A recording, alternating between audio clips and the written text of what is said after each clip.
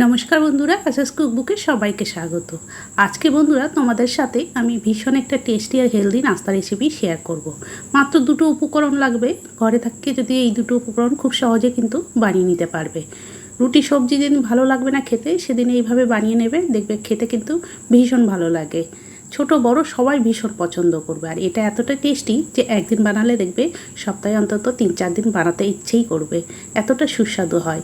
তাহলে চলো দেখে নেওয়া যায় কীভাবে এই আমি ভীষণ টেস্টি নাস্তা রেসিপিটা বানিয়েছি। এখানে আমি একটা মিক্সিং বোল নিয়েছি, তার মধ্যে দেখো 1 কাপ নিয়েছি সুজি। সুজিটা এখানে সরু দানা নিয়েছি একেবারে, এই যে দেখো একেবারে সরু দানা সুজি। সরু দানাটা নেবে, তাহলে খুব তাড়াতাড়ি এটা ভিজে নরম হয়ে যাবে। আর যদি মোটা দানা থাকে শুকনো অবস্থায় আগে একটু মিক্সিং জারে ঘুরিয়ে নেবে, তাহলে হয়ে যাবে। আর ওই কাপ মেপেই 1 কাপ দিয়ে দিলাম টক দই, দিয়ে সুজির সাথে টক দইটা ভালো করে মিশিয়ে নিচ্ছি। 1 কাপ সুজির জন্য 1 কাপ টক দই লাগবে, দিয়ে খুব তাড়াতাড়ি কিন্তু এটা ভিজে বেশ সফট হয়ে যাবে। যেহেতু সরু দানা সুজি, বেশিক্ষণ রাখতে হবে না, এটা সরু দানা, তার জন্য খুব তাড়াতাড়ি কিন্তু ভিজে নরম হয়ে যাবে। মিশিয়ে নিয়ে ঢাকা দিয়ে এটা 10 মিনিটের জন্য রেখে দিচ্ছি। 10 মিনিটে কিন্তু ভিজে একদম নরম হয়ে যাবে। সাইডে সরিয়ে রেখে দিলাম। এবার আরও একটা বাটি নিয়েছি দেখো, এবার ওই বাটির মধ্যে 1 কাপ দিয়ে দিলাম চিড়ে। চিড়েটাও দেখো একদম পাতলা নিয়েছি।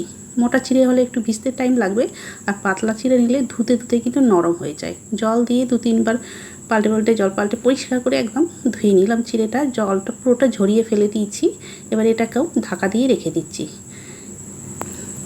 এইবার দেখো কিছুক্ষণ পর আমি চিড়ের ঢাকাটা খুলে নিলাম। চিড়েটা দেখো জল টেনে, যেটুকু জল ছিল লেগে সেটা টেনে পুরো নরম হয়ে গেছে। এবার চিড়েটাকে আটা মাখার মতো করে একটু ভালো করে মেখে নিচ্ছি। জল কিন্তু দেবো না, এরকম শুকনো করেই মাখতে হবে। যেমন আটা মাখি সেইভাবেই কিন্তু চিড়েটাকে মেখে নিচ্ছি। দেখো খুব সহজে কিন্তু কি সুন্দর মাখানো হয়ে গেল, যেহেতু পাতলা চিড়ে খুব সুন্দর ভিজে গেছে।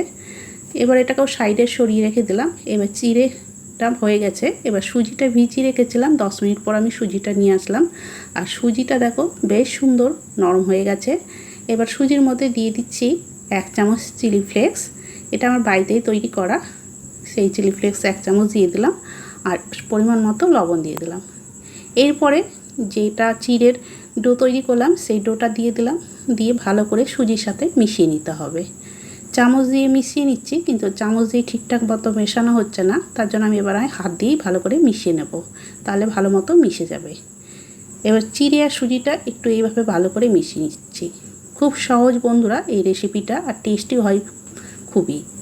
যেদিন রুটি সবজি বানাতে একদম ইচ্ছে করবে না বা খেতে ইচ্ছে করবে না, সেদিন এইভাবে বানিয়ে নিতে পারো। মাখানো হয়ে গেল, আমি সাইডে সরিয়ে রেখে দিলাম, হাতটা পরিষ্কার করে ধুয়ে নিয়েছি। এবারে দেখো একটা এরকম ফুটো ফুটোওয়ালা থালা নিয়ে নিয়েছি। এরকম ফুটো ফুটোওয়ালা থালা তোমাদের ঘরে থাকলে নেবে, আবার যদি ইডলি মেকার থাকে সেগুলোও কিন্তু নিতে পারো। আগে একটু তেল ব্রাশ করে নিলাম। এইবার যে সুজি আর চিড়েটা মাখালাম সেটা থেকে আমি ছোটো ছোটো করে তৈরি করে নেব। তার জন্য আগে হাতে একটু তেল লাগিয়ে নিলাম, অল্প করে নিয়ে দেখো এইরকম একটা একটু গোল করে তারপরে চ্যাপটা করে এইভাবে তৈরি করে নিচ্ছি। খুব সহজে হয়ে যাবে তৈরি, তবে হাতে একটু আগে তেল লাগিয়ে নেবে, তারপরে তৈরি করতে হবে, না হলে হাতে লেগে যাবে। একবার তেল লাগিয়ে নিলেই 2-3টে তৈরি হয়ে যাবে, তারপরে আবারও একটু হাতে তেল দিয়ে তৈরি করে নিতে হবে। এইভাবে আমি সবগুলো কিন্তু তৈরি করে নেব, খুব সহজেই তৈরি হয়ে যাবে।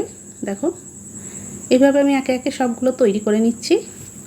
সবগুলো আমার তৈরি করা হয়ে গেছে। এবার এটাকে স্টিম করতে হবে, তার জন্য গ্যাস ধরিয়ে একটা কড়াই বসিয়ে বেশ কিছুটা জল দিয়েছি। জলটা দেখো ফুটতে শুরু করেছে। এবার আমি এই থালাটা বসিয়ে দিলাম, দিয়ে ঢাকা দিয়ে এটাকে 10 মিনিট স্টিম করে নেব। 10 মিনিটে কিন্তু খুব সুন্দর স্টিম হয়ে যাবে। গ্যাসের হিটটা মিডিয়ামে করে দিয়েছি। 10 মিনিট পর চলে আসলাম। এবার ঢাকাটা খুলে তোমাদের দেখাচ্ছি। দেখো খুব সুন্দর কিন্তু হয়ে গেছে স্টিম। আর এবার আমি এটা থালাটাকে নামিয়ে নিচ্ছি, আর এটাকে তারপরে ঠান্ডা করে নেব কিছুক্ষণ, তারপরে তোমাদের দেখাচ্ছি।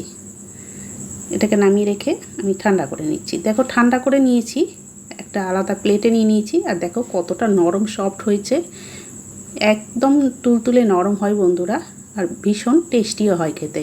এটা এইভাবেই কিন্তু খেতে পারো, কিন্তু আমি আর একটু টেস্টি বানানোর জন্য এটাকে একটু তড়কা দেব। তার জন্য এবার তড়কা দিয়ে নিচ্ছি। গ্যাস ধরিয়ে একটা ননস্টিকের ফ্রাইং প্যান বসিয়ে দিয়েছি, তাতে অল্প একটু সাদা তেল দিলাম। খুব বেশি তেল লাগবে না, সামান্য তেল লাগবে। এবার তেলটা যেই গরম হয়ে গেছে তারপরে দিয়ে দিলাম 1/2 চামচ গোটা জিরে ফোড়ন, আর দিয়ে দিচ্ছি 1/2 চামচ কালো সর্ষে। 1 চামচ দিয়ে দেব সাদা তিল। তিলটা দিলে বেশ ভালো লাগবে, এর তিল খাও কিন্তু শরীরের পক্ষে ভীষণ ভালো। সাদা তিল দিয়ে দিলাম 1 চামচ, আর অল্প একটু দিয়ে দিচ্ছি এখানে চিলি ফ্লেক্স, একেবারে অল্প একটু দিয়ে দিচ্ছি, তাহলে দেখতে ভালো লাগবে। আর বেশ কিছুটা কারি পাতা দিয়ে দিলাম, কুচি কুচি করে কেটে নিয়েছি কারি পাতাটাও দিয়ে অল্প একটু এগুলোকে ভেজে নিচ্ছি। অল্প একটু সামান্য নাড়াচাড়া করে এইবার যে সুজি আর চিড়ের এগুলো তৈরি করলাম সেগুলো দিয়ে দিচ্ছি। দিয়ে লো হিটেই একটু নাড়াচাড়া করে ভালো করে সবগুলো যাতে সবগুলোর সাথে মিশে যায়, মানে লেগে যায় এই মশলাগুলো, তার জন্য এইভাবে দিয়ে দিচ্ছি। এইভাবে অল্প একটু সময় নিয়ে নাড়াচাড়া করে নেব। আর এইভাবে একটু তেলে ফোড়ন দিয়ে এইভাবে একটু নাড়াচাড়া করে নিলে খেতে কিন্তু বেশি ভালো লাগবে।